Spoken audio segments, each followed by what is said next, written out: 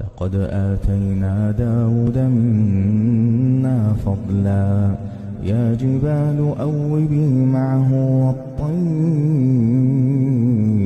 وألنا له الحديد أن اعمل سابغات وقدر في السرد واعملوا صالحا إني بما تعملون بصير ولسليمان الريح غدوها شهر ورواحها شهر وأسلنا له عين القطر ومن الجن من يعمل بين يديه بإذن ربه ومن يزغ منهم عن أمرنا نذقه من عذاب السعير يعملون له ما يشاء من محاريب وتماثيل وجفان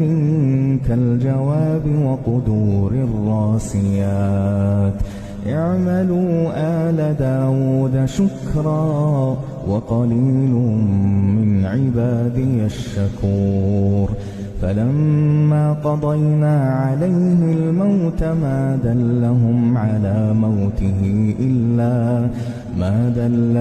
على موته إلا دابة الأرض تأكل من سأته فلما خر تبينت الجن أن لو كانوا